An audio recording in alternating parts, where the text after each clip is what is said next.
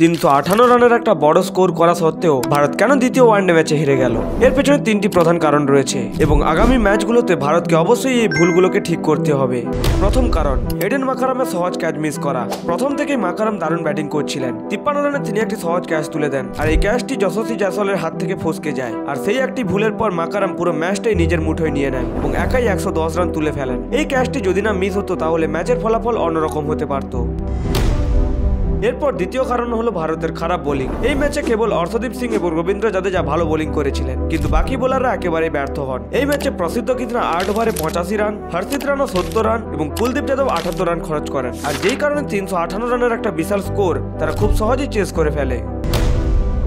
আর তৃতীয় কারণটি হলো ভারতের দুর্বল ফিল্ডিং। ভারতের ফিল্ডাররা এই ম্যাচে যেন গলি ক্রিকেট খেলতে এসেছিলেন। যেই বলগুলোতে 2 রান আটকানো যেত সেগুলো সরাসরি বাউন্ডারি হয়ে গিয়েছে। এই ম্যাচে ফিল্ডারদের মুভমেন্ট দেখে মনে হচ্ছিল তারা যেন এই ম্যাচে মনোযোগ দিতে পারছেন না।